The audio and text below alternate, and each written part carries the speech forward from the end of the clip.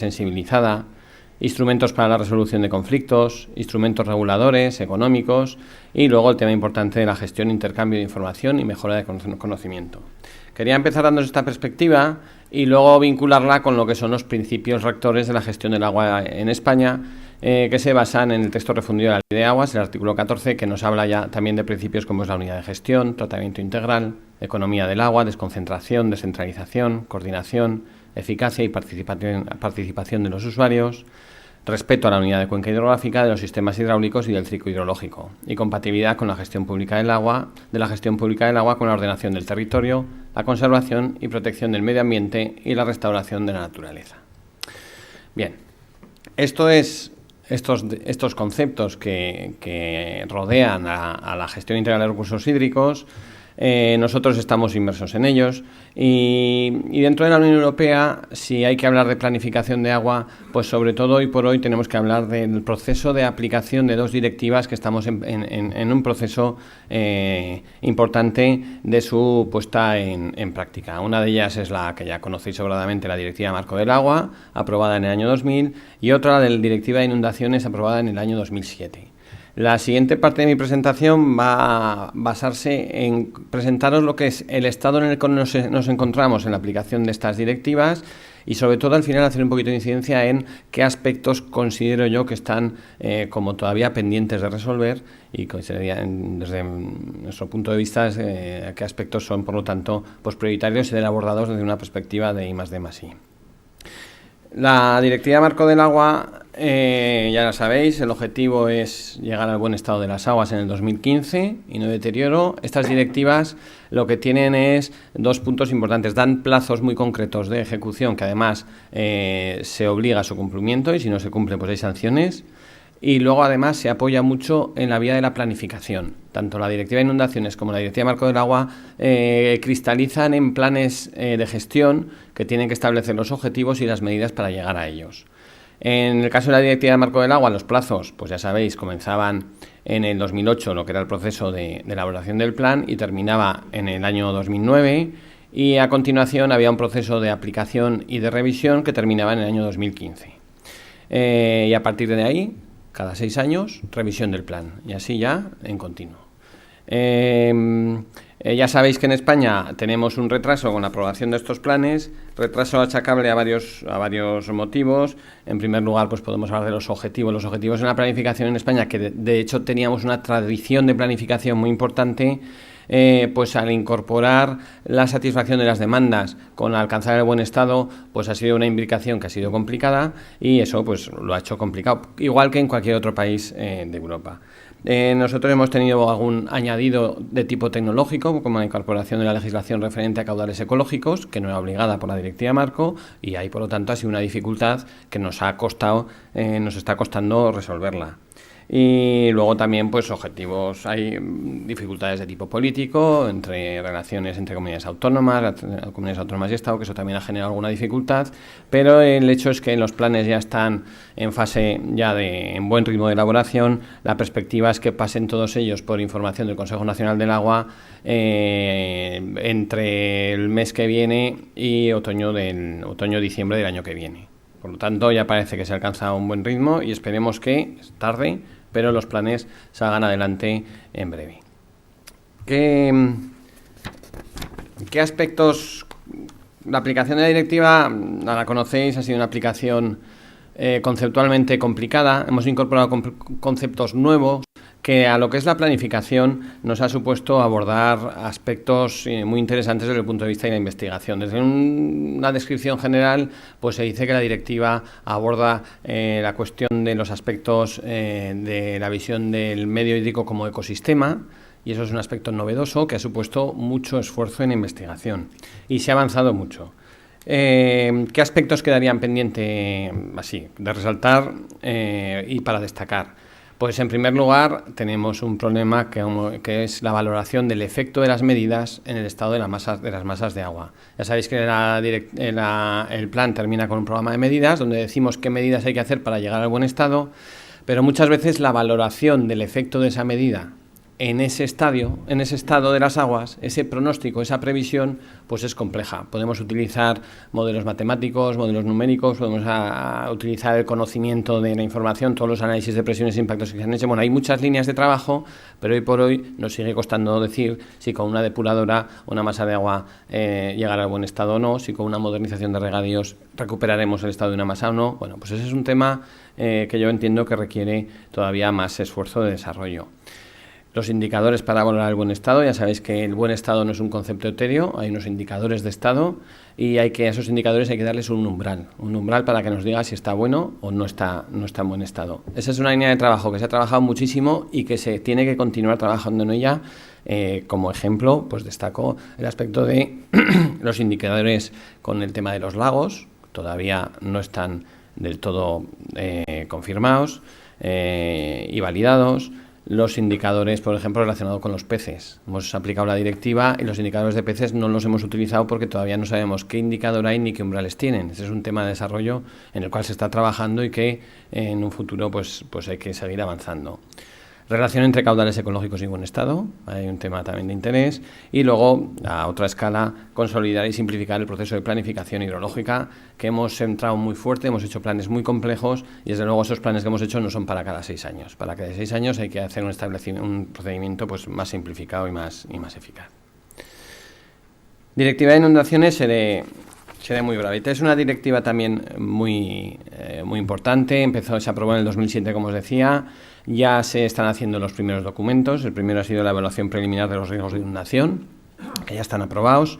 El objetivo de la directiva es crear un marco para la evaluación y gestión de los riesgos de inundación, reduciendo las consecuencias para la salud humana, el medio ambiente, el patrimonio cultural y la actividad económica asociada a las inundaciones. Nuevamente tenemos una serie de plazos establecidos ahí. Aquí lo que esta directiva nos está obligando a trabajar mucho en el tema de la cartografía de las zonas inundables. Se ha hecho un desarrollo realmente importante y se continúa trabajando allí. Y ahora se está evaluando el tema de la peligrosidad asociada a esa inundabilidad y los mapas de riesgo. Y a continuación o posteriormente vendrán lo que son los planes de gestión, los planes de medidas. Eso ya es una fase que tiene que estar terminada en el 2015 y que ahí pues también requerirá un refuerzo importante.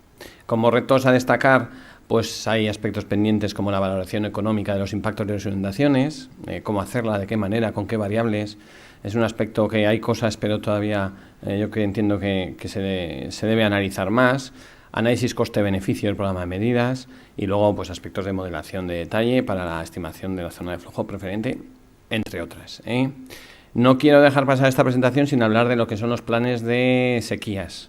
En Europa no hay una directiva que obligue a hacer ningún tipo de actuación referente a las sequías, aunque la posición de España siempre ha sido muy activa en este sentido. Pero sí que desde la Ley del Plan Hidrológico Nacional del 2001 sí que se estableció la necesidad de hacer unos planes de sequías en España, que son planes de acción en situación de alerta y eventual sequía, que ya están hechos, están terminados, se hicieron en el año 2007, se aprobaron, y estos planes lo que nos aportan son unos indicadores de sequías que aseguran unos protocolos de funcionamiento ante las situaciones y eso pues la verdad es que genera una línea de actuación que es realmente importante de cara a la sociedad y de cara a los usuarios. Sabemos lo que hay que hacer en cada momento y eso basado en la información y en las situaciones hidrológicas de cada instante.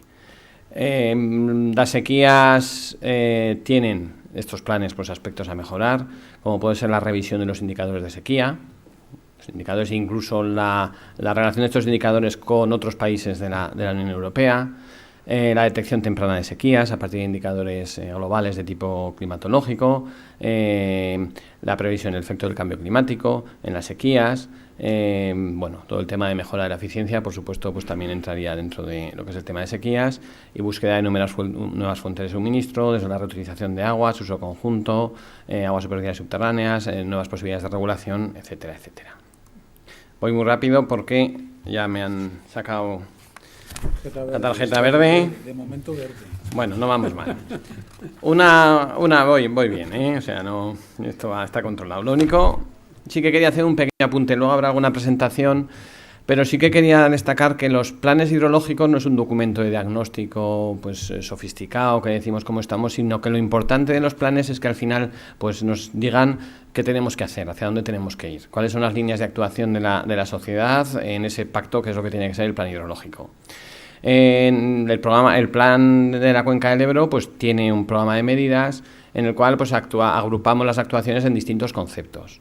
Lo que sí que quería destacar es que para nosotros, después de todo el proceso que hicimos para la elaboración de este programa de medidas, que se basó en un proceso de participación pública muy importante y consulta de mucha documentación que había en muchos sitios sobre actuaciones o posibilidades de líneas de trabajo para hacer en nuestra cuenca, sí que cada uno de estos apartados, pues sí que entendemos que debería tener un planteamiento de I+D+I. Por ejemplo, pues cuando hablamos de depuración de las aguas, que es uno de los aspectos fundamentales del plan de Cuenca, por lo que supone de mejora de la calidad, y en el cual se ha trabajado y se sigue trabajando muchísimo, pues ahí aparecen muchos aspectos relacionados con cosas a futuro que hay que resolver.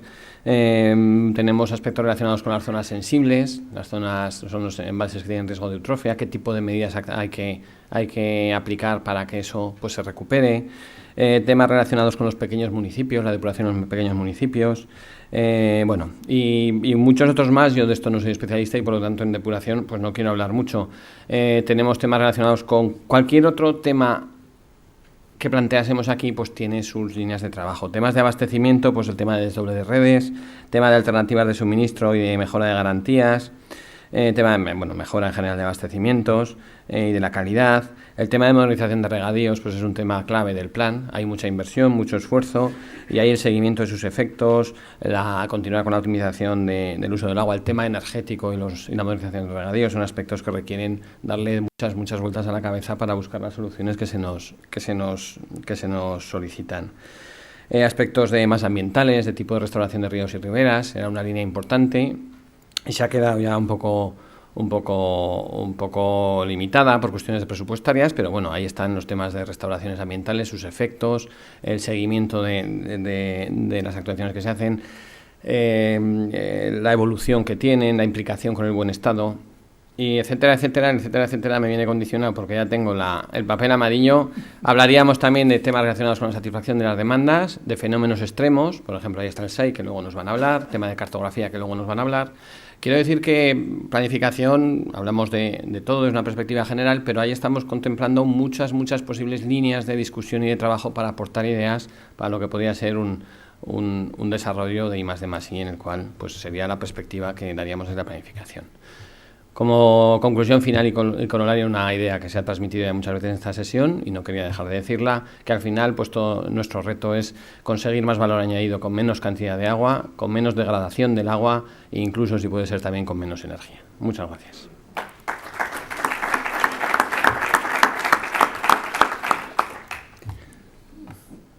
Bien.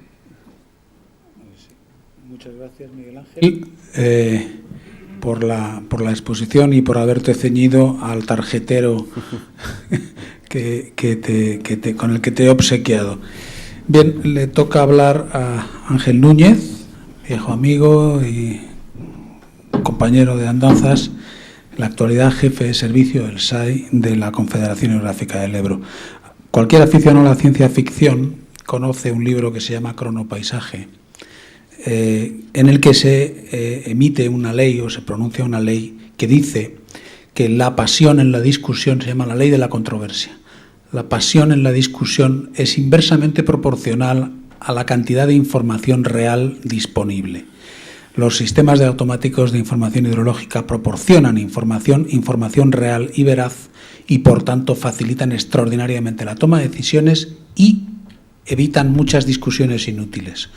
Es lo que nos va a contar en este momento Ángel Núñez en esta presentación. Gracias.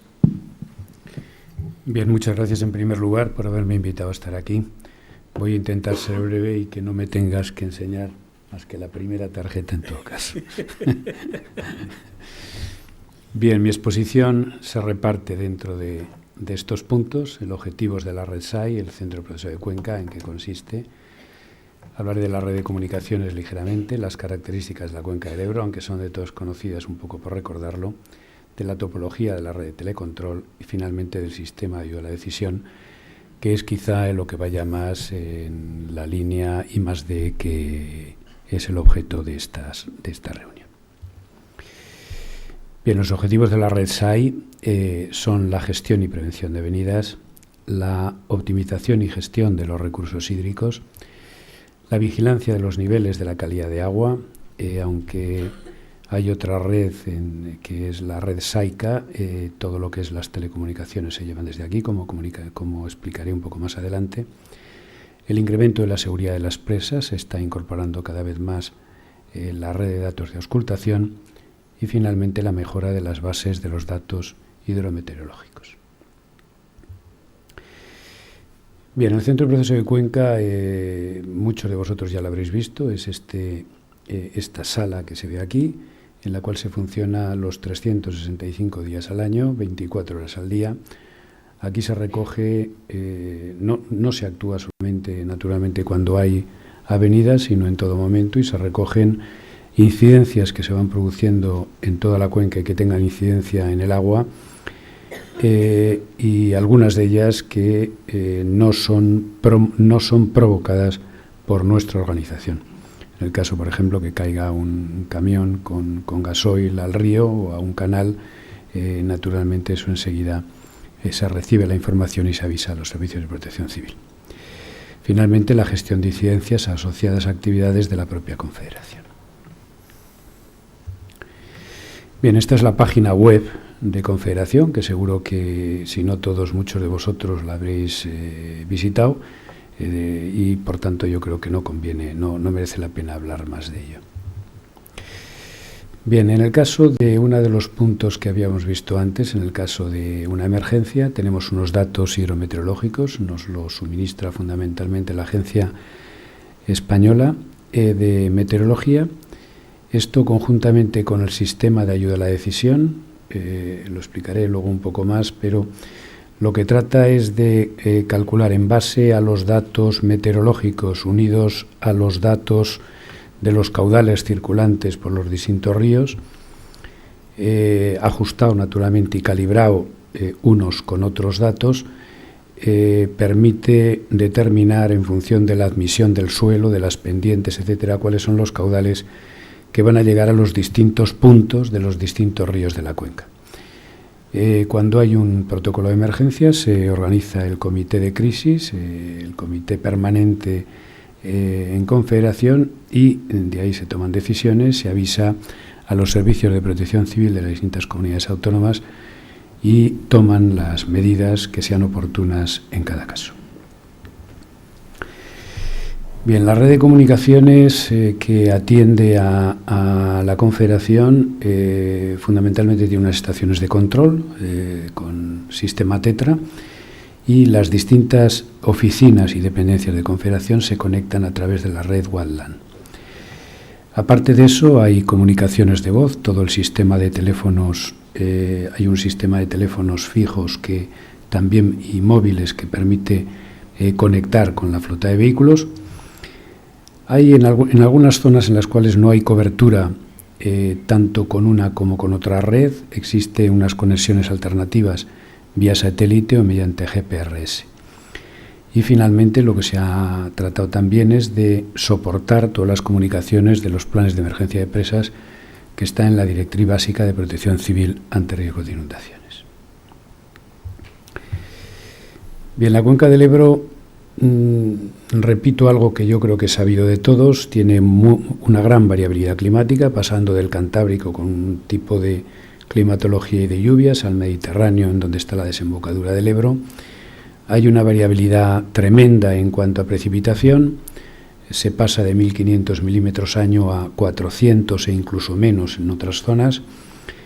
Hay periodos de sequía e inundaciones, llegan caudales de 3.000 metros cúbicos por segundo, y por otra parte caudales de sequía de 30, y estoy hablando en el río Ebro, no en otros cauces más pequeños. Incluso estas dos fotos en las que se ve un vehículo que se lo está llevando el agua y una zona agrietada de tierra por falta de humedad, pues hay veces que se da incluso el mismo año en la misma zona. Por ejemplo, este año ha habido en algunas zonas regables verdaderos problemas para llegar a final de la campaña de riego, y habrá algunas zonas que se hayan encontrado en situación similar a la que aparece en la fotografía de abajo. Y sin embargo luego pues estoy pensando ahora por ejemplo en Sádava, pues se llevó la estación de aforos, causó numerosísimos problemas, los caudales que circulaban por allí eran tremendos. La superficie de la cuenca tiene 85.000 kilómetros cuadrados, con una aportación anual de 14.000 hectómetros cúbicos y una longitud de río, ahí figura, de 900 y pico kilómetros. En la topología de la red, yo muchas veces digo que, aunque esto se llama SAI, Sistema Automático de Información Hidrológica, ya en algunas cuencas se está empezando a llamar SAI sin H, es decir, es un sistema de información. Es más que hidrología, es relacionado con el agua, es relacionado con la Confederación Hidrográfica del Ebro, pero hay partes que no tienen directamente que ver con la hidrología. Bien, se trabaja en aforos en ríos, se trabaja en volúmenes disponibles en embalses, hay una red de pluviómetros que se complementa con redes de otros organismos, se habla también, tenemos medidores de temperatura a base de termómetros, en algunas otras zonas hay incluso estaciones meteorológicas más completas. Se atiende los datos de los sistemas de riego, de los que hablaré un poquito a continuación. La calidad del agua, ya he dicho antes que los datos se transmiten a través de la red del SAI, aunque es un sistema diferente del sistema SAI. Y finalmente hay otros usos que luego comento. Bien, en cuanto a estación de aforos, pues esta es una típica estación de aforos de Confederación. Ahí tenemos una pasarela con una caseta, con un dispositivo de flotador y un engranaje que da una relación, ahí nos traduce el nivel del río o del cauce en ese momento, y eso hay una correspondencia biunívoca con el caudal para obtenerlo. En el caso de los embalses, también se trabaja en lo que se refiere al agua fundamentalmente con los niveles. Teniendo una batimetría adecuada, podemos conocer los volúmenes de agua existentes y por tanto los resguardos que hay en cada uno de los embalses. Conocidos a través del sistema SAD cuáles son los caudales que van a discurrir, se pueden integrar y conocer si el embalse tiene capacidad para poder absorber todo ese agua o hay que proceder a evacuación de caudales desde los embalses con anticipación. En cuanto a los pluviómetros, es el típico pluviómetro que existe en la cuenca, los que se están implantando en estos últimos tiempos. Permite conocer la lluvia caída, por tanto los grados de humedad del suelo, y a partir de ahí cuál va a ser la absorción de las próximas lluvias del suelo y cuánto va a discurrir por los cauces. Con eso, repito, se realizan previsiones de caudales circulantes por los distintos ríos, barrancos, etc. En cuanto a los sistemas de riego, tenemos como 16 grandes sistemas de riego que ocupan 700.000 hectáreas. Aquí lo que se hace es seguir el agua desde, la mayor parte de ellos están servidos directamente desde embalse, y lo que se hace es seguir la suelta de caudales en el embalse para conocer cuándo va a llegar al sistema de riego, al canal principal, y por tanto poder derivar de acuerdo con unos programas que existen en cada uno de los sistemas.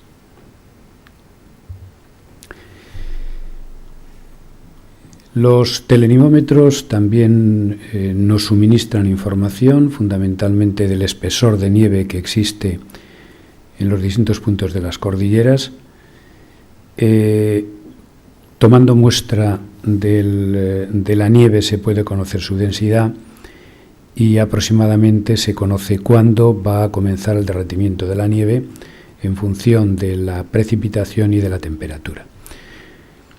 Por otra parte, en las piscifactorías lo que hacemos es controlar las concesiones de caudales para que no deriven más agua del que... Voy bien. Se ve que disfrutas, ¿eh? Pero mucho. Bien, estamos controlando las concesiones de caudal en las piscifactorías, repito. En cuanto a reserva de agua en los acuíferos, actualmente se están controlando también los piezómetros en los acuíferos subterráneos. Esto nos permite conocer cuál es la situación en que se encuentra en cada momento el acuífero y saber si se van a poder satisfacer las necesidades de los demandantes de agua, que, como ya se ha visto antes, fundamentalmente es el regadío. Y finalmente, en el caso de las centrales, lo que solemos tener en casi todas, no me atrevo a decir en todas, pero lo que tenemos es una terminal que nos va dando la producción de energía en tiempo real y, por tanto, cuál es el caudal que está turbinando en cada momento. Bien, en cuanto a calidad del agua, lo he recogido aquí. Hay una serie de puntos los cuales suministran información, y a través de los sistemas de telecomunicaciones del SAI se recoge la información en el centro de proceso de Cuenca y, por tanto, en la sede de Confederación. Bien, y entro ya en lo que es el sistema de ayuda a la decisión. Es un conjunto de modelos y herramientas diseñadas para simular en tiempo real el comportamiento hidrológico del sistema. Para ello, como decía antes, se parte de los datos meteorológicos, de los radares, etcétera, y esto se tara con lo que son los caudales circulantes por los distintos puntos de la red. Con esto, trabajando con las sueltas de caudales desde las presas en función de que haya o no disponibilidad de reserva para poder acumular el agua que vaya bajando en los ríos, en cada uno de los ríos, lo que se trata es de adelantar al máximo posible los avisos de protección civil en el caso en que no haya disponibilidad suficiente en los embalses, o incluso que, actuando en los embalses, los caudales que vayan a circular por los cauces sean superiores a determinados niveles en los cuales ya puede producir daños. Con esto se trata de reducir la peligrosidad y reducir también la exposición. Bien, por tanto, las previsiones meteorológicas de los modelos de que se disponen, en concreto aquí se habla del GIRLAM, con los datos hidrológicos en tiempo real, con las maniobras de vertido de embalses, nos dan datos para poder avanzar los caudales que teóricamente van a discurrir por los distintos cauces de la red con una anticipación de 72 horas. Y eso también está recogido en la página web de Confederación, de manera que todo el mundo puede mirar qué caudales son los que se esperan en cada punto. Este es una presentación de resultados, en este caso es en Caparroso. Ahí se ve cómo ha ido el hidrograma de Avenida, y tenemos tres caudales que son los importantes. Un Q1, que es el que provoca que el agua se salga del cauce ordinario, un Q2 en el cual se empiezan a causar daños no importantes en los entornos del cauce, y un tercero en el que ya sí que se causan daños importantes y afecta bien sea a población que habita allí, bien sea a sistemas de comunicaciones, carreteras o sistemas de abastecimiento de energía eléctrica, etcétera. Y como ves, pues no me has tenido que enseñar el amarillo, lo cual me alegra mucho. Muchas gracias. Muchas gracias, Ángel, por no haberme dejado sacar tarjetas. Debo añadir, en un foro específicamente hablando de I+D+I, de que el sistema SAI de la Confederación del Ebro tiene la enorme virtud de que está hecho prácticamente en su totalidad con tecnología española, al menos todos los aspectos asociados con la computación, la gestión, etcétera, etcétera, el sistema de información y demás, y que la Confederación ha tenido la valentía de comprar esa tecnología antes de que estuviera probada, y esto creo que es la actitud que debería tener toda la Administración española.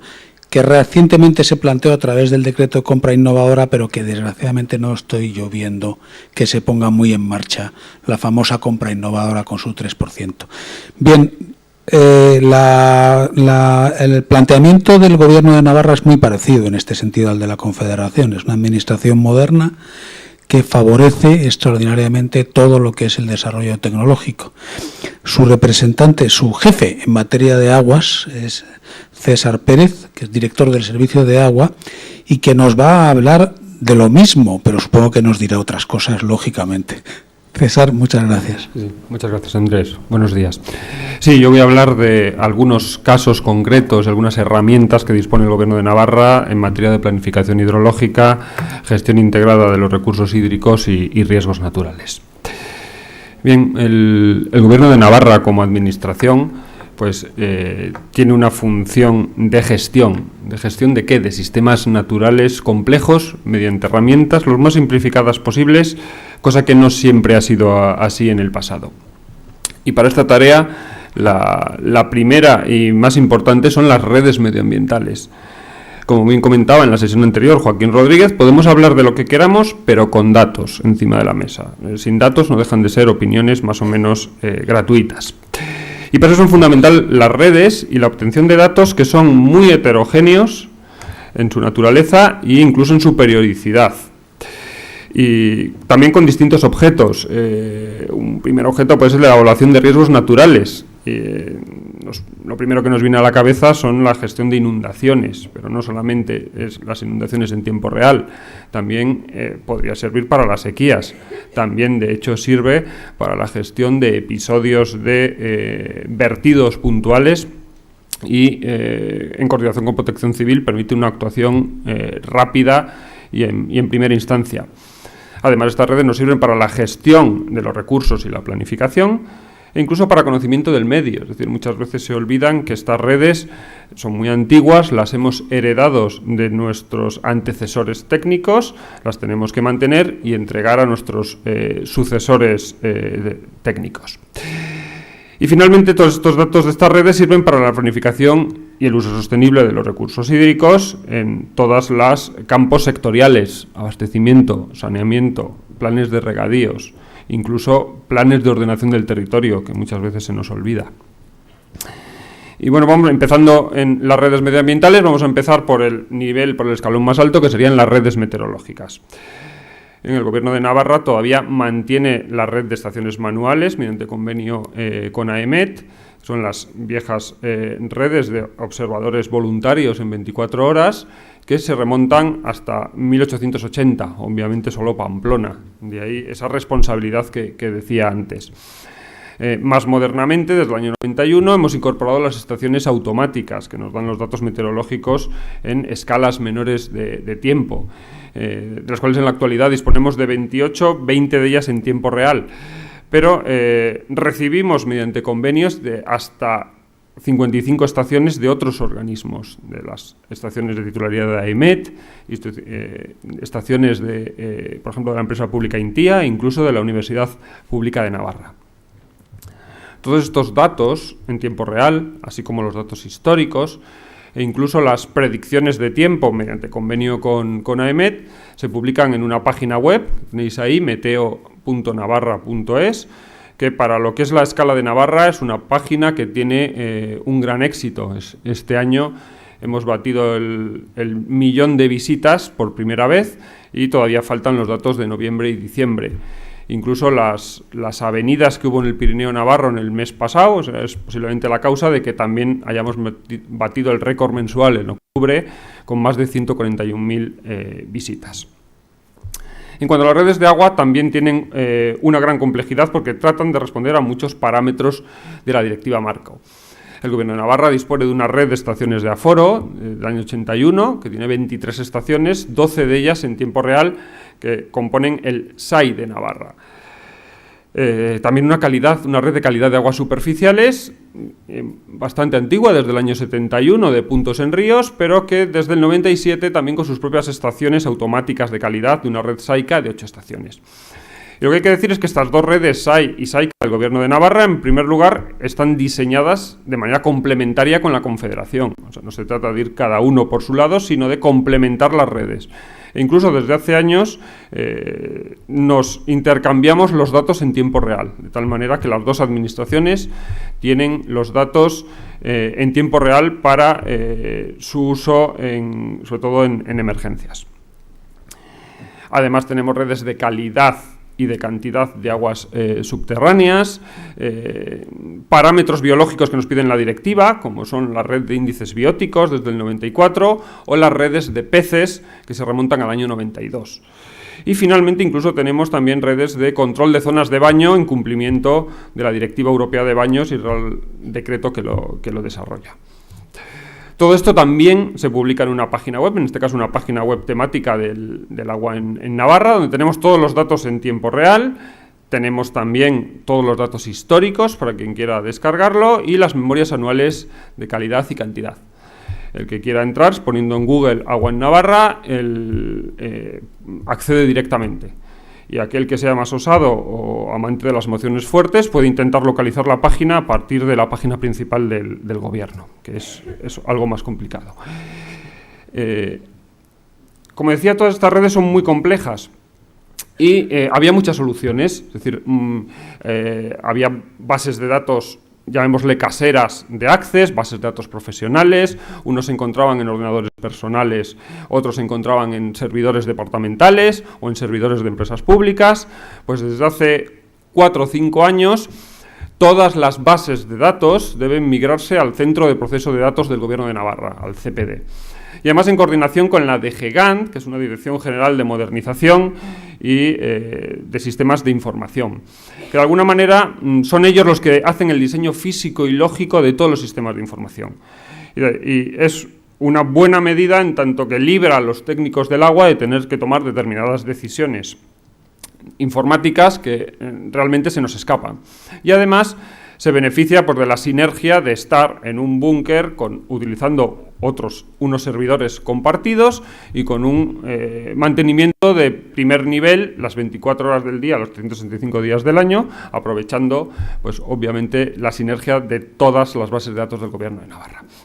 Y aprovechando esto se nos ocurrió un gestor de redes de agua en Navarra, que es una herramienta pues, para la administración de todas estas redes.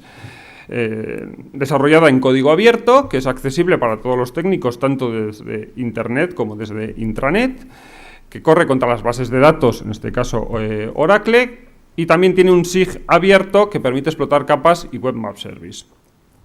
Esta aplicación, pues obviamente con distintos perfiles de usuario según el rango, nos permite gestionar redes muy heterogéneas. Tiene una concepción modular, con lo cual es muy fácil incorporar nuevas redes, es muy parametrizable y lo ampliamos con una gran facilidad. Inicialmente lo pensamos para la red SAICA, para la red de calidad automática, porque recibíamos datos en 10 minutos de 8 estaciones con 12-14 parámetros de calidad y cada uno con sus flags de estado y había que validarlos. Y esta aplicación nos permitía comunicar en tiempo real las estaciones, representar, gestionar, interpretar y validar los datos.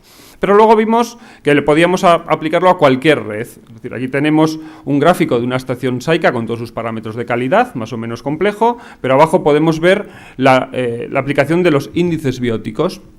Por ejemplo, este caso es el caso de Larga en Puente la Reina, donde podemos ver los valores de los índices con los objetivos de calidad y cómo, por ejemplo, la aplicación de la depuradora de Pamplona y todas sus distintas fases ha ido mejorando lenta, pero de manera segura, la calidad del río Arga, en este caso la calidad biológica.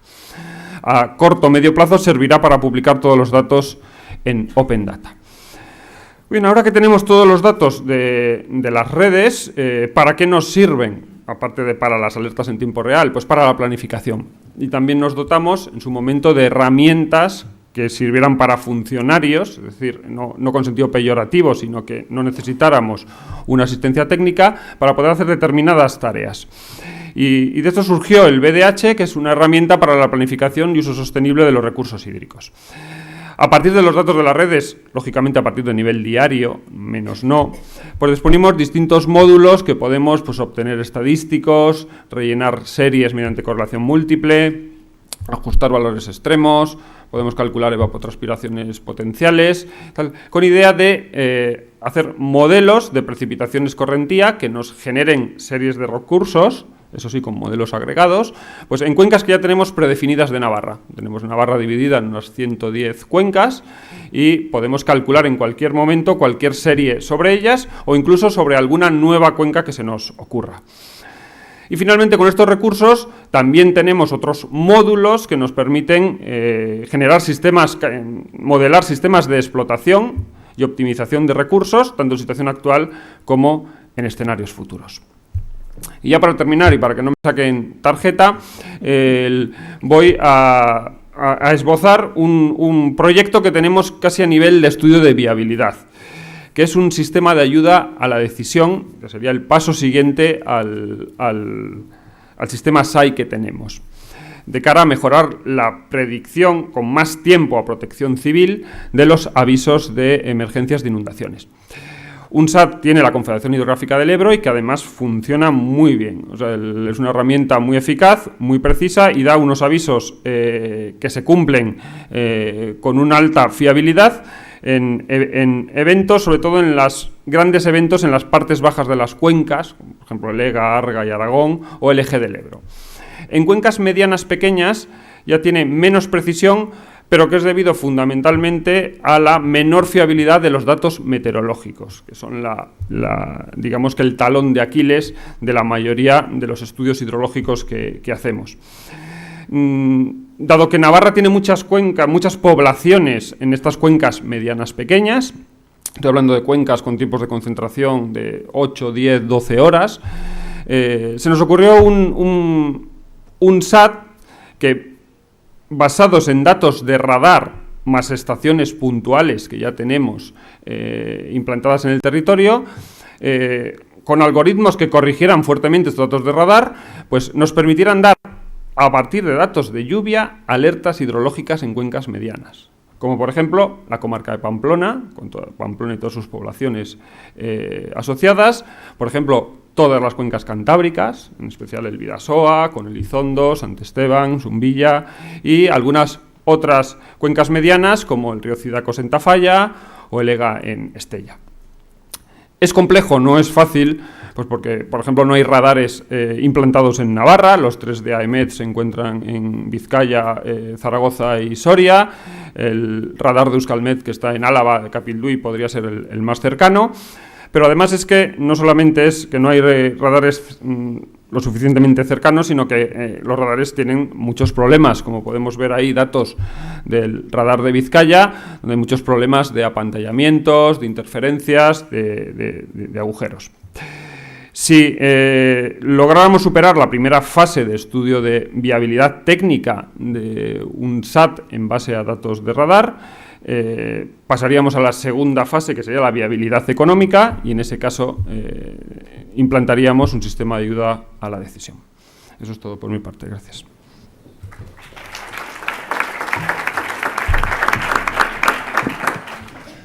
Muchísimas gracias, César, y gracias por tu celeridad en la exposición. Insisto en lo mismo que he dicho para la Confederación del Ebro. La ventaja de lo que hay que agradecerle especialmente al Gobierno de Navarra es que se fía de la tecnología española y de la I+D española y la fomenta, que es lo que realmente nos hace falta a todos. Bueno, procede ahora pasar a la otra parte. Yo creo que vamos a dejar el debate para todos juntos al final, y entonces os agradezco que os vayáis, si me queréis irse, como decía Lola Flores, y que vengan los siguientes ponentes, de los cuales tengo que aclarar que uno de ellos, don Jordi Pastor Justo, desgraciadamente murió su suegro ayer y no puede estar hoy presente en esta jornada.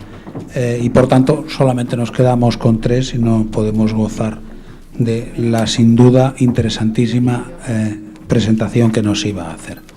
Bien, arrancamos entonces con doña Irene Eslava, que viene de la Asociación de la Industria Navarra, que es justamente lo contrario del aeropuerto. El aeropuerto es Noaín, pues ella viene de Aín, permitir la estupidez del chiste, que es verdaderamente lamentable. Y nos va a hablar de aplicación de tecnologías de teledetección y concretamente el proyecto LIFE AG-UAS, que no sé si se dice así, Aguas. pero bueno, pues llamamos. Gracias. Vale, bueno, pues como ya os ha dicho Alfonso, yo os voy a presentar una experiencia concreta, el proyecto LIFE AGUAS, que es el marco para la realización de este seminario europeo y en el que estamos actualmente trabajando. El objetivo principal del proyecto AGUAS es demostrar la viabilidad tanto técnica como económica de una nueva metodología de teledetección aérea con la utilización de sistemas aéreos no tripulados, en este caso de la rotatoria, tipo helicóptero, para mejorar la gestión del agua a escala regional. Se persigue acercar las metodologías de teledetección a escala regional. Es un proyecto LIFE, con lo cual es un proyecto demostrador, en el que inicialmente se previó que iba a tener una duración de 3 años, con un presupuesto que superaba los 2 millones de euros y con 5 socios, entre los cuales, aparte de la Asociación de Industria de Navarra, que yo represento y que es el beneficiario coordinador del proyecto, tenemos también el Servicio del Agua del Gobierno de Navarra y 3 entidades públicas que son INTIA, Centro de Recursos Ambientales de Navarra y Gestión Ambiental de Navarra. Me parece que todos están representados aquí esta mañana. La idea del proyecto es que en torno a una problemática relacionada con la utilización del agua, pues como puede ser el aprovechamiento del recurso, tanto en eficiencia de infraestructuras, tanto en el transporte como en el almacenamiento, u otras problemáticas, como puede ser también pues los vertidos, el control del estado de las aguas superficiales, etcétera, y utilizando una tecnología ya desarrollada basadas en sistemas aéreos no tripulados, como os he comentado, tipo helicóptero, obtener una imagen que nos dé información acerca del problema que estamos tratando. En base a eso, el proyecto tiene unos objetivos específicos. El primero de ellos es desarrollar y experimentar dos prototipos de estos vehículos no tripulados. Uno de ellos va dotado de una cámara multiespectral y el otro de una cámara infrarroja, que nos servirán para demostrar la viabilidad técnica de esa metodología en distintas aplicaciones. Las aplicaciones que definimos en su día y que son sobre las que estamos trabajando son pérdidas y filtraciones en infraestructuras hidráulicas, como ya os he comentado, tanto en abastecimiento como en transporte, detección de fugas también en infraestructuras de almacenamiento de residuos mineros, identificación de necesidades hídricas de cultivos, detección de vertidos en aguas superficiales, detección de contaminación térmica en masas de agua, la vigilancia del estado de las aguas superficiales y, por último, la detección de aguas subterráneas que afloran a la superficie. Esas son las 7 misiones claves que hemos pensado en torno a este proyecto.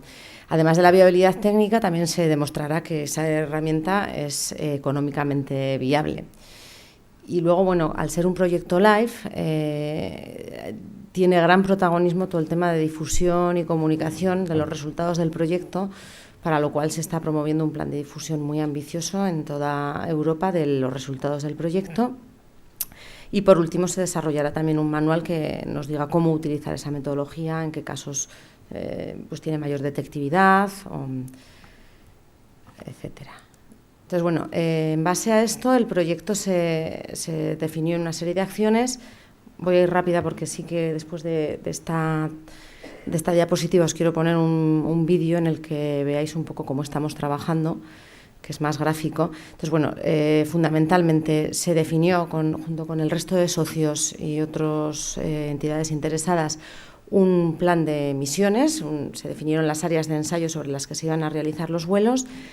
La construcción de los prototipos era la acción 2, que se llevó a cabo en los laboratorios de AIN, y ahora estamos en lo que es la ejecución de ese plan de demostración.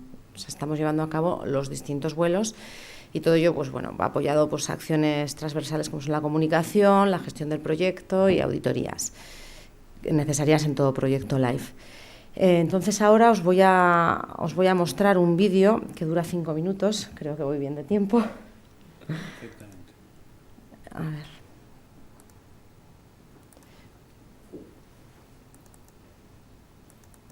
Y lo iré comentando a la que lo vemos.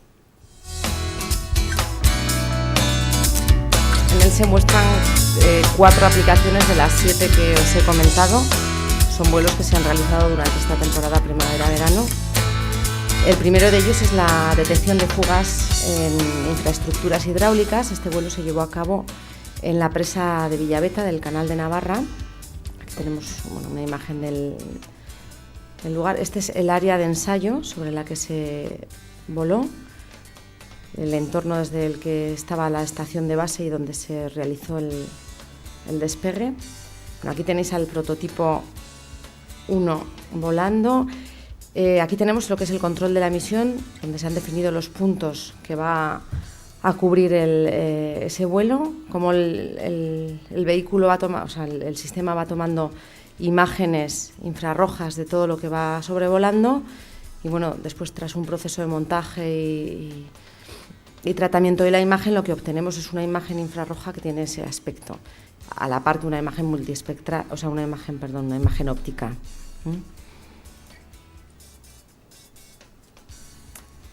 Aquí tenemos la maniobra de aterrizaje del vehículo, que como os he comentado se hizo desde la misma presa. Otra ensayo que se llevó a cabo en el Canal de Navarra, en el Terraplén 7 de la sección 6 del Canal de Navarra. Se seleccionó esta área pues, porque había indicios de que existían fugas en ese tramo de canal. Bueno, esto es la imagen que estamos recibiendo en la estación de tierra, que se toma desde el helicóptero y se envía a la estación de tierra y recibimos esta imagen en tiempo real de lo que se va tomando con la cámara infrarroja. Esto es una imagen infrarroja que, bueno, no os lo he comentado, en color más oscuro están las zonas frías y en color pues, más cálido las zonas más calientes. Entonces, bueno, aquí sí que se veía como 2 regueros que en un principio luego, a partir de ahí hay que investigar a qué puede ser debido a esas variaciones de temperatura en el terreno, ¿no? Esta es otra aplicación. En este caso lo que queríamos demostrar es que nos sirve esta metodología para detectar vertidos. Nos fuimos al lugar donde vierte la estación de depuración de aguas de Arazuri. Esta imagen está obtenida también en tiempo real. Si veis, la imagen óptica se refresca solo cada segundo, no es la que nos interesa. La que nos interesa es la infrarroja, que se refresca mucho más, 4 veces por segundo. Aquí tenemos el vertido. Si veis, se puede apreciar por diferencia de temperaturas que el vertido se está haciendo a una mayor temperatura de lo que la temperatura del río en ese momento. Entonces vamos viendo ahí la diferencia hasta que, esta es la imagen final montada de todas las imágenes que se han obtenido. Aquí está el vertido, más cálido, más agua más caliente, hasta que llega aquí este saliente y esto ya hace que las aguas se mezclen y tomen una temperatura más homogénea.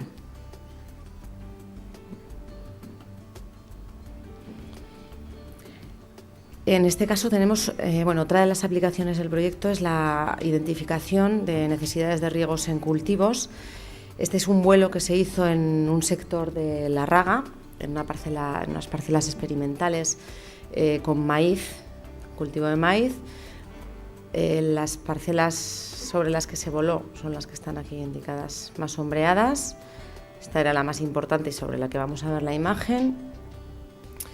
Este es el interior de la estación de tierra, desde donde se lleva a cabo el control de la misión, con todas las pantallas de control de cámara, control de misión, de ruta.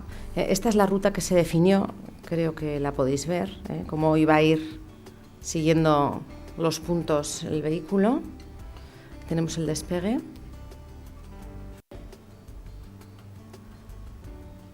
Va hasta el punto de partida y ahí empieza la misión. Fue una misión, creo que superó 35 minutos de misión.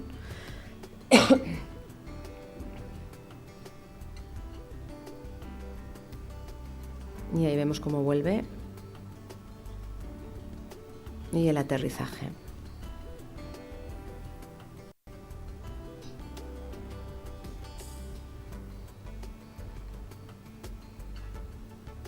De esto obtenemos, bueno, por un lado, esta es la imagen óptica de la parcela más grande sobre la que se estaba haciendo el ensayo. Esta es la imagen que nos da los índices de vegetación. Con la cámara multiespectral obtenemos esa imagen. Esta es la imagen infrarroja. Si os fijáis, aquí hay un área más fría, que es porque se había regado justo antes de la realización del vuelo. Y bueno, eso es todo por mi parte. Si quieren hacer alguna pregunta, pues al final, con mucho gusto.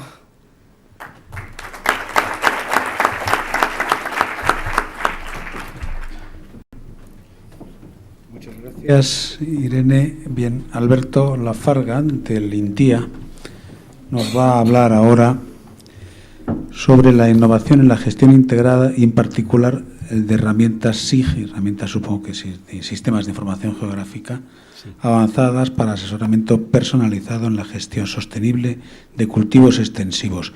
Es la única charla que tiene 3 líneas en el título.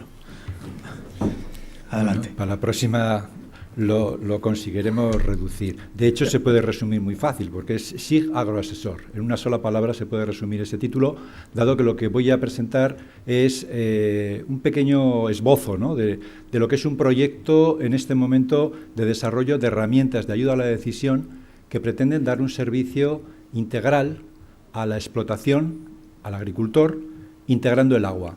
Quisiera resaltar ese aspecto desde el principio, porque creo que lo que nosotros podemos aportar en esta presentación tal vez es ese complemento, el ver el agua, el riego, dentro de lo que es el contexto global de la producción agraria y el desarrollo de un cultivo, el manejo que hacemos de él, puesto que existen unas interacciones muy significativas entre el agua, la nutrición, los fertilizantes que utilizamos, las enfermedades que se desarrollan en función de que utilicemos, gestionemos el agua de una manera o de otra, o trabajemos en secano o en condiciones distintas. Eso es lo que con este proyecto intentamos integrar.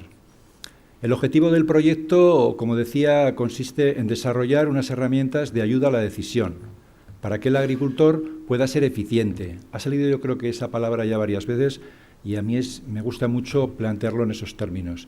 No se trata de hablar si consumo o gasto más o menos inputs o materias primas, sino de que aquello que yo estoy utilizando en la actividad agrícola productiva sea utilizado con la máxima eficiencia posible en relación a la unidad funcional que utilizo, que es el producto final que estoy utilizando. Con este proyecto tratamos de integrar conocimiento. Integrar el conocimiento que existe en este momento en las distintas disciplinas, sea el manejo del agua, sea el manejo del nitrógeno, sea el manejo del fósforo, el potasio o la gestión de las plagas. Y para ello utilizamos la tecnología que en este momento, o las posibilidades que en este momento ponen a nuestra disposición los sistemas de información geográfica. Es un hecho que existe una variabilidad grande en el territorio, el espacio, las parcelas, las zonas de cultivo tienen una variabilidad inherente. Si conseguimos integrar ese conocimiento en la toma de decisiones, podremos avanzar claramente en la precisión de esas decisiones y, por tanto, ser más eficientes en el uso del agua o cualquiera de los elementos de los que estemos hablando. El proyecto acaba de comenzar en septiembre de 2012 y su horizonte se extiende hasta diciembre de 2015. Participamos en este proyecto 5 comunidades autónomas. INTIA, en Navarra, somos los coordinadores del proyecto. Participa Castilla-La Mancha a través del Instituto Tecnológico Agronómico de Albacete. Neiker, el País Vasco a través de Neiker, su instituto tecnológico. la Fundación Mas Badia, en consorcio con IRTA en Cataluña, IFAPA de Andalucía y AEMET como socio tecnológico que lógicamente al proyecto aporta todo el conocimiento relativo a meteorología y climatología. ¿Cuáles son las claves de desarrollo de esta iniciativa? Pues fundamentalmente la utilización, como decía, de las nuevas tecnologías de información geográfica. ¿Por qué? Porque la variabilidad que en nuestros campos de cultivo viene relacionada con el suelo y con el clima obliga a que, si queremos abordar una agricultura de precisión, incorporemos la información de esa variabilidad. ¿De qué manera? Pues evidentemente, si disponemos de unos mapas, como luego mostraré, de caracterización de suelos, pues podré integrarlos y actuar y reaccionar en función de esas diferencias en el momento en que las tenga incorporadas. Los sistemas SIG son tremendamente potentes porque me permiten sumar capas de información. Capas de información de suelo, información de clima, información de estados fenológicos, información de riesgos climáticos, de riesgos bióticos, información de alertas de fitosanitarios, y todo ello son capas de información que siempre que podamos representarlas temáticamente sobre un SIG, sobre un mapa, seremos capaces de integrar la toma de decisiones diferenciada, con precisión, para cada uno de los puntos, cada una de las parcelas, cada uno de los píxeles donde quiera yo tomar una decisión de precisión. Las herramientas de ayuda de decisión, voy a explicar un poquito más. La trazabilidad georreferenciada. El agricultor está actuando sobre sus parcelas. Lo que pretendemos es que toda la actuación que realiza el agricultor, toda esa trazabilidad de su actividad en el uso de materias primas, en la gestión que realiza de las labores, quede reflejada en una base de datos y sea al mismo tiempo una información que se utiliza para la toma de decisiones, puesto que evidentemente cada una de las decisiones que el agricultor toma está condicionada ya por las actuaciones que comienza a realizar desde que decide el uso de una variedad determinada o decide una fecha de siembra, una fecha de plantación. Todo va a estar condicionado por cada una de las actuaciones anteriores. Por tanto, la información que él mismo refleja en su base de datos es, al mismo tiempo, elemento fundamental para la toma de decisiones posteriores. Bien, no me voy a extender. Las potencialidades del sistema van hacia la creación de herramientas de asesoramiento, la creación de servicios de trazabilidad que el mismo agricultor o técnicos o gestores pueden necesitar, y en tercer lugar las herramientas de comunicación, muy vinculadas a la obtención de indicadores ambientales, indicadores económicos, indicadores sociales, que pueden generar informes del tipo que el agricultor o el usuario necesite, bien sea una cooperativa, un técnico o un agricultor particular. Esta es una imagen del primer esbozo del SIG Agroasesor, de la herramienta que estamos poniendo en funcionamiento. Evidentemente tiene una cartografía asociada que permite mostrar las parcelas que estoy gestionando como gestor, sea agricultor o sea cooperativa o lo que sea. En la parte derecha se extienden las herramientas que en este momento tenemos ya más o menos preparadas con una primera versión. Son las herramientas para elección de variedades en cultivos extensivos, herramientas de fertilización nitrogenada y fosfopotásica, herramienta de manejo del riego. Y en la parte izquierda es el área donde el agricultor tiene el espacio para ir incorporando toda la información de las actuaciones que va realizando en su parcela. Y como decía, van creando esa geodata base que después será de interés para la toma de decisiones. ¿Qué es una herramienta de ayuda a la decisión? En definitiva, es un motor de cálculo. Un motor de cálculo que lo que hace es considerar las variables que intervienen en esa toma de decisión. Si hablamos de riego en concreto, para decidir qué cantidad de agua necesita mi cultivo, yo voy a utilizar unas variables determinadas que son las que lo condicionan. Unas van a ser de suelo, capacidad de retención de agua, otras van a ser de planta, de cultivo, evapotranspiración, climatología, lluvia, manejo del propio riego. Pues todas esas variables, en el momento que yo las puedo cartografiar y representar en un SIG, me permiten tomar decisiones diferenciadas a nivel de cada, lo que llamamos UGC, Unidad de Gestión de Cultivo. ¿Qué quiere decir esto? Que la toma de decisión que yo estoy aportando puede estar relacionada bien con una parcela concreta una explotación, si toda la gestión la estoy haciendo con un gran pivot que recoge toda mi explotación, o puede ser incluso, si hablamos de agricultura de precisión, pues un píxel con un tamaño determinado para una maquinaria de precisión que es capaz de actuar sobre ese píxel. Bien, voy adelante. La información, ¿qué tipo de información maneja el sistema? Por una parte, información del territorio. Es fundamental toda la información en relación al suelo. Cuando hablamos de riego, será información que está relacionada con la capacidad de ese suelo para almacenamiento de agua o la cantidad de agua fácilmente utilizable que ese suelo tiene. Como eso es variable en el territorio, en el suelo, pues podré tener unidades de gestión diferentes en función de esa variabilidad que tengo representada. Si me refiero al clima, se me ha pasado la diapositiva, pero no importa.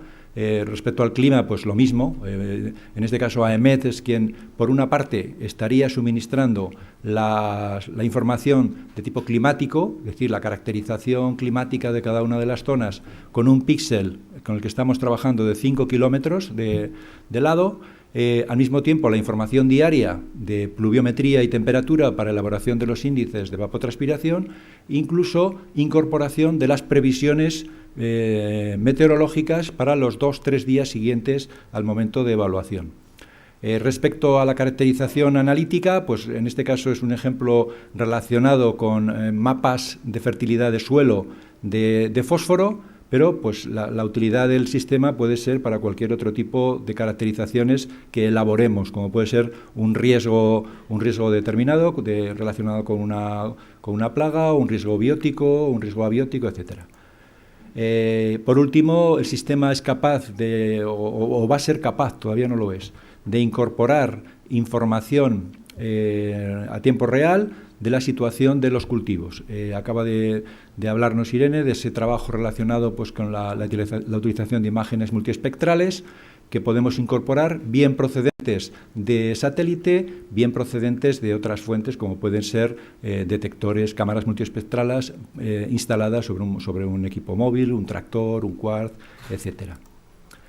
En definitiva, la herramienta de riego, ¿qué es lo que hace? En concreto, dentro de todo este sistema, pues lo que va a hacer es aportar una información al agricultor que le permita la programación del riego desde un principio fundamental, que es el clásico en el que cualquier herramienta se está basando, que va a ser pues, la evaluación de la evapotranspiración del cultivo a través de ese coeficiente basal y coeficiente de evaporación, que en definitiva le permita, teniendo e incorporando el conocimiento del suelo, es decir, la capacidad que ese suelo tiene para almacenar agua y qué cantidad de ese agua es fácilmente utilizable, está fácilmente asimilable por el cultivo, llegar a una situación que nos permita ser eficientes, evite escorrentías, evite esos excesos de utilización de agua, que en definitiva son un coste suplementario y son unas pérdidas de eficiencia, o evite situaciones de déficit, como el que aquí se puede ver por debajo del punto de fácilmente utilización del agua, que nos lleven a una pérdida de potencial y, por tanto, una pérdida de posibilidades de eficiencia y de rentabilidad del sistema. La programación del riego, pues la información que ofrece al usuario va a estar relacionada tanto con la frecuencia de riego, con distintas opciones como posibles, como con la cantidad, la lámina de agua a determinar desde distintas opciones.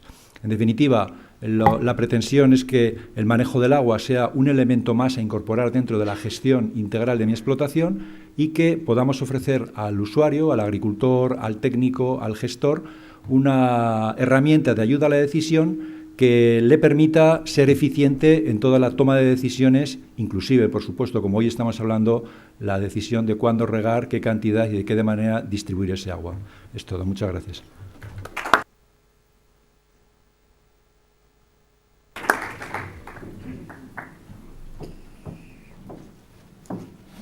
Muchas gracias, Alberto.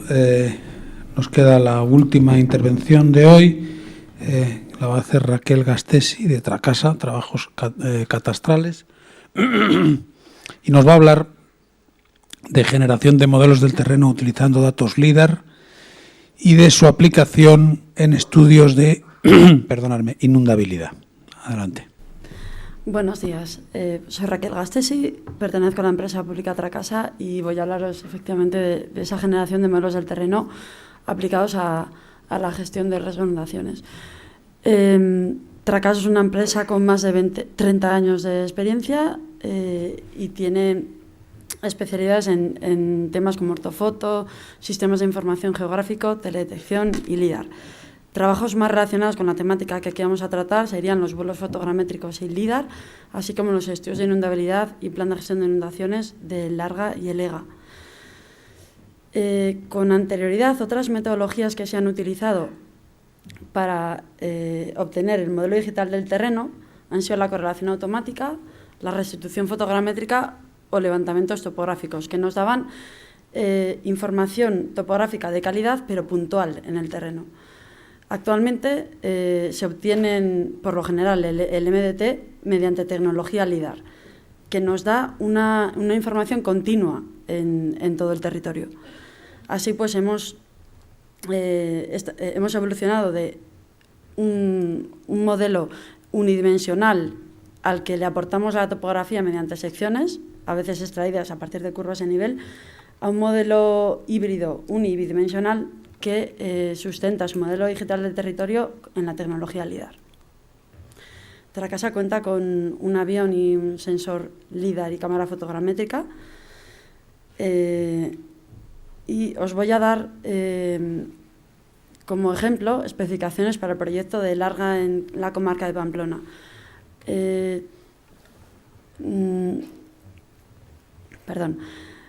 Parámetros clave para la planificación de este vuelo serían el solape entre pasadas, que en el caso de Larga Pamplona fue del 15%, nos conviene que ese solape se maximice en las zonas de cauce, así como la densidad media de puntos, que fue de 3,15 puntos por metro cuadrado, que es variable, y también nos conviene que en la zona de cauce maximizarla. La precisión altimétrica del LIDAR es de 7 centímetros y la planimétrica de 15 centímetros. También decir que a la hora de planificar el vuelo, la experiencia nos dice que es bueno ser un poco más amplios que lo inicialmente propuesto, porque muchas veces tienes igual que extender algo más la zona dimensional o en uno de los extremos de tu modelo necesitas prolongarlo para fijar una condición de contorno de una manera más fiable.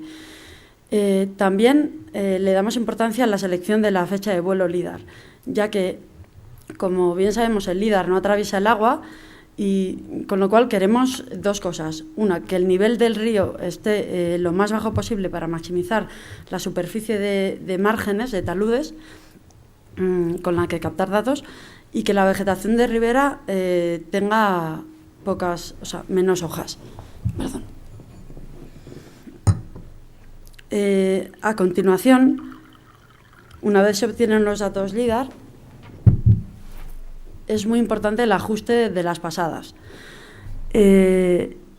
Posteriormente se calibra utilizando zonas llanas y también las propias obras de fábrica, el taquimétrico que vamos a utilizar en el modelo hidráulico.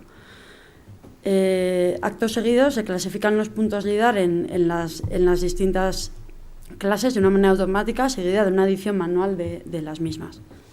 Perdón.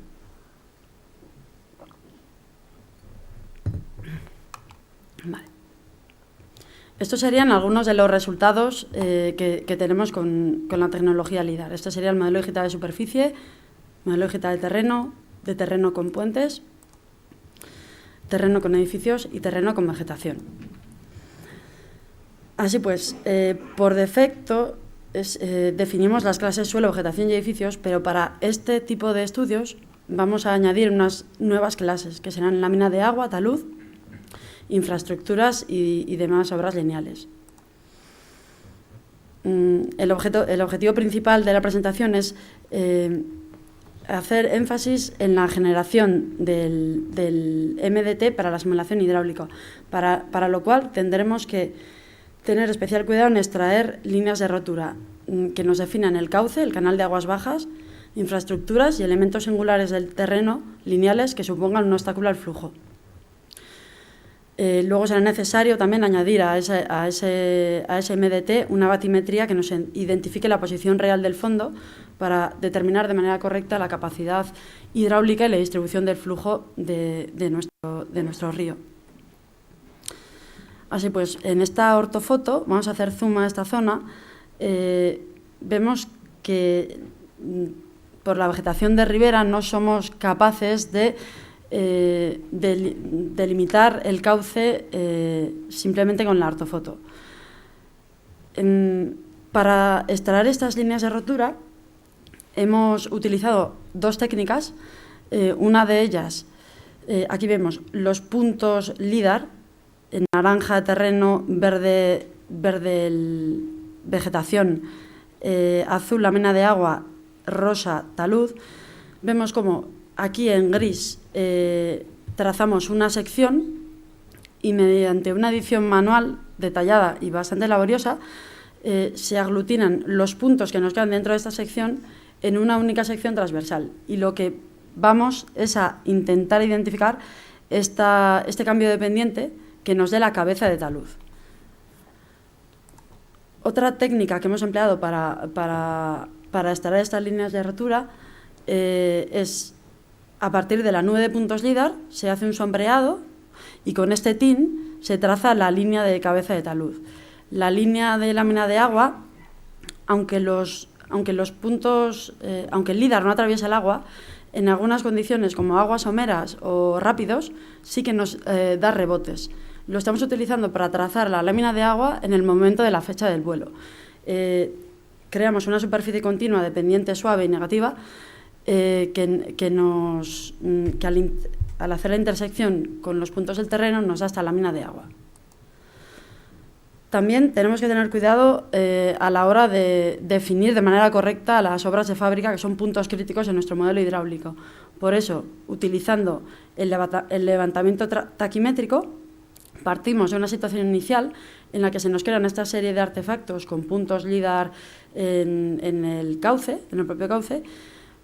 En una primera fase añadimos estas líneas de rotura que nos provienen del taquimétrico y en una segunda fase, con una edición manual, se obtiene la rasante y estribos del puente de la manera correcta para proporcionarla a nuestro modelo hidráulico. Así pues, esta diapositiva resume la situación. En principio, podemos optar por obtener un TIN con todos los datos LIDAR, lo cual nos daría una muy buena definición de la zona de inundación y una mala definición del cauce, con triángulos que son ficticios, que nos dan contrapendientes y no nos dejan utilizar el modelo hidráulico. Tras obtener las líneas de rotura del cauce y de las infraestructuras, como veríamos, por ejemplo, en esta estación de aforo de aquí, obtenemos un TIN de lo que es la zona de cauce y mediaciones de la llanura de inundación. Tenemos un tercer producto que sería el raster en una malla regular de metro por metro, que nos da una calidad media alta de la llanura de inundación, suficiente para los fines que se persiguen, y lo que proponemos es el utilizar el modelo compuesto del TIN del cauce con sus líneas de rotura apropiadas después del postproceso que ha sido necesario y el raster en la llanura de inundación.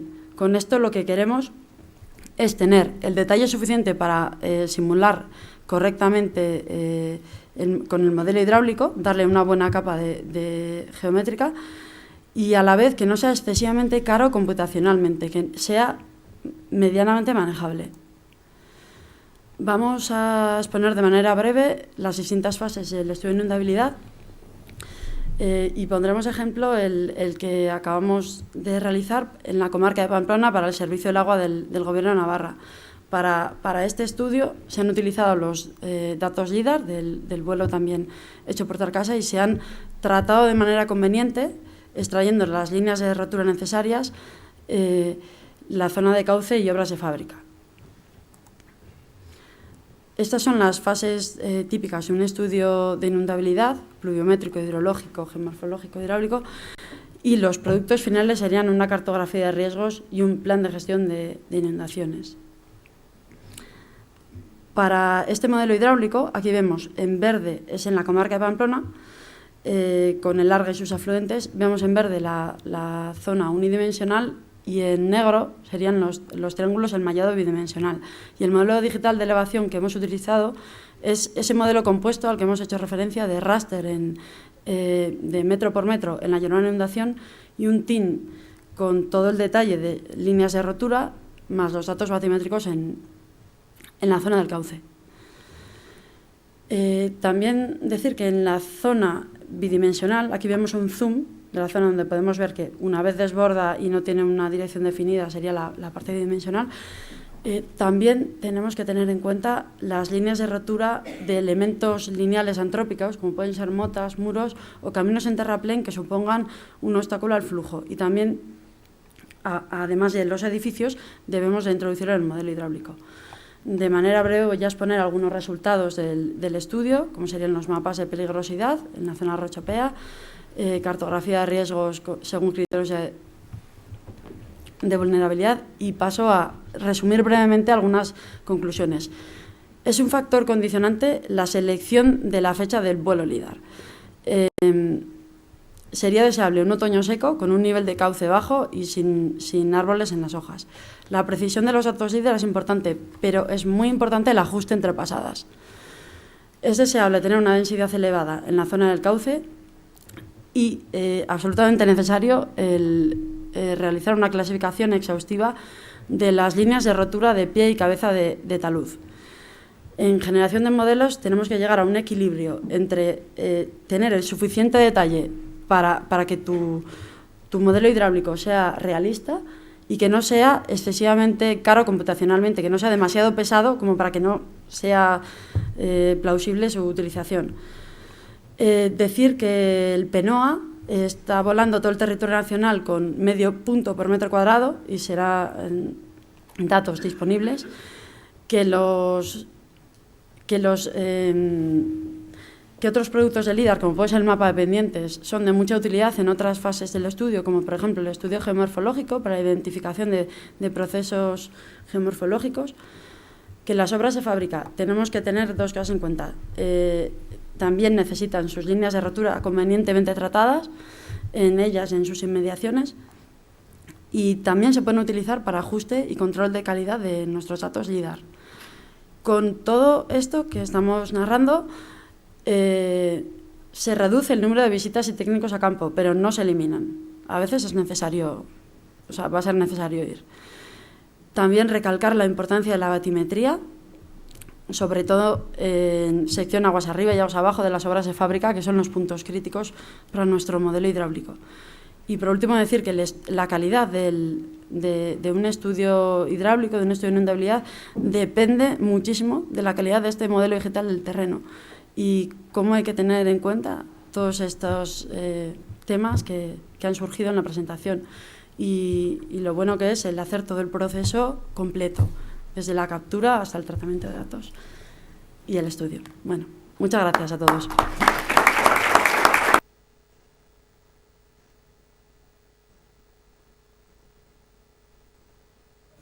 Esto es que tiene un cierto retraso para arrancar y la primera palabra siempre se me queda en el tintero. Yo agradecería a los otros tres ponentes que suban aquí. Yo me voy a poner de pie porque no vamos a caber todos, para contestar a las preguntas que se puedan suscitar. No me resisto a apuntar, en relación con la última charla y como primera pregunta, que hay herramientas que incluso, y si el gobierno las conoce y otra casa, permiten evaluar la geomorfología del río con el LIDAR. El LIDAR es un invento de romanos espectacular. Bien, ¿alguna pregunta, comentario, cuestión o reflexión?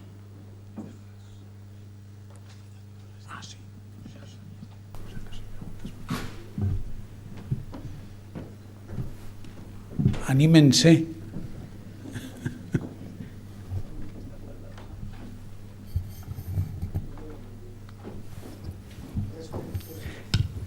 Respecto al proyecto... Perdón, es que no me he acordado de recordar. Daniel Prats, Universidad de Alicante. Eso es. Del Instituto del Agua. Respecto al proyecto Life Agua, la pregunta es si la novedad ¿está relacionada con los sistemas de captación de imagen, con el tratamiento de datos o con el medio utilizado? Bueno, la parte innovadora es que fundamentalmente es que acerca esa esa tecnología de captación de imágenes y la hace posible a escala regional, eliminando factores como puede ser, dando mejor resolución tanto espacial como temporal que lo que puede ser un satélite, o eliminando factores como económicos que puede conllevar la utilización de vehículos tripulados. Un helicóptero convencional, etc. De acuerdo, gracias. Como nadie pregunta, yo voy a aprovechar y voy a Irene a preguntarte cuál es el rendimiento de este tipo de vehículo. Es decir, ¿cuántas hectáreas puedes evaluar en un día? Bueno, eso es algo que estamos ahora trabajándolo. Como os he comentado, estamos realizando ahora lo que es el plan de demostración. Los vehículos sí que tienen una autonomía, que en el caso del vehículo que habéis visto en el vídeo, que es hay otro más pequeño, ese es el grande, es 1 hora y media de autonomía, con un peso de 75 kilos. Eso sería lo que sería capaz de volar. Y a partir de ahí, pues bueno, la velocidad, igual doy el dato y me equivoco, pero 4 metros por segundo creo que hace.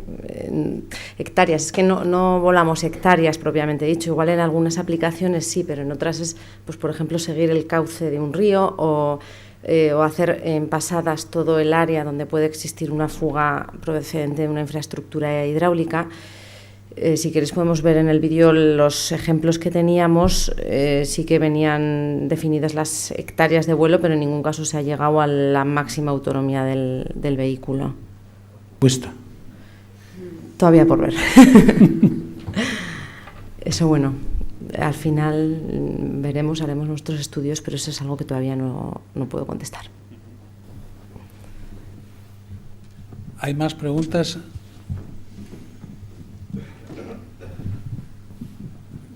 Soy Miguel Horta de la División Riegos e Infraestructuras de INTIA y quería preguntar a Miguel Ángel el tema de las alegaciones al plan hidrológico. ¿Ha sido un número espectacular, un número esperado? ¿Cómo está el tema? Lo digo en orden a que luego habrá que resolverlas y habrá que integrarlas, ¿no? El plazo terminó el 12 de noviembre y ahora tenemos, parece que era el orden de 1.100 alegaciones, pasa que hay muchas repetidas y distintas, me parece que eran del orden de 150. Algunas tienen muchos aspectos, otras son rápidas en la contestación y estamos ahora en ello. La previsión era que el plan a ver si podía estar en el Consejo Nacional del Agua a mitad de 2013 y bueno, pues hay que responder, convocar al Consejo del Agua de la Cuenca, aprobar el documento y a remitirlo al Ministerio. Y bueno, ahí estamos. Gracias.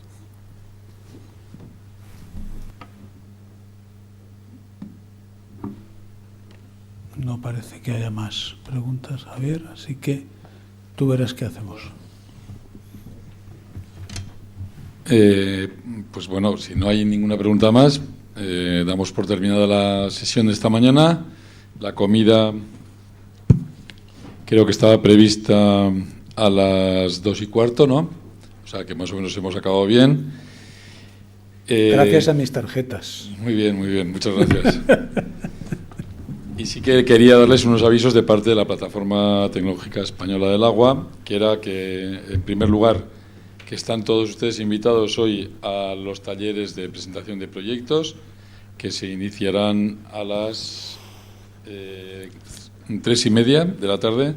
Aunque no sean socios de la plataforma, pueden participar en esta sesión. Lo mismo que, bueno, mañana a la Asamblea Nacional también pueden participar. Se ha adelantado a las 4 de la tarde y tanto los socios de la plataforma como los no socios, a la Asamblea Anual. Y bueno, aquellas personas que estén interesadas en tener más información sobre la plataforma o sobre el Comité Autonómico de Navarra, bueno, pues pueden dejar sus datos en Secretaría para que nos pongamos en contacto con ellas. También me dicen que las personas, entidades que tengan hoy reuniones bilaterales, y que no hayan recogido la agenda de contactos, que se pasen por la secretaría. Nada más y muchas gracias. Si me permites, Sí. simplemente dar las gracias a los ponentes por el interés que tenían todas sus ponencias y por lo bien que se han atenido a los tiempos, hasta el punto de que no he tenido que sacar muchas tarjetas. Muchas gracias.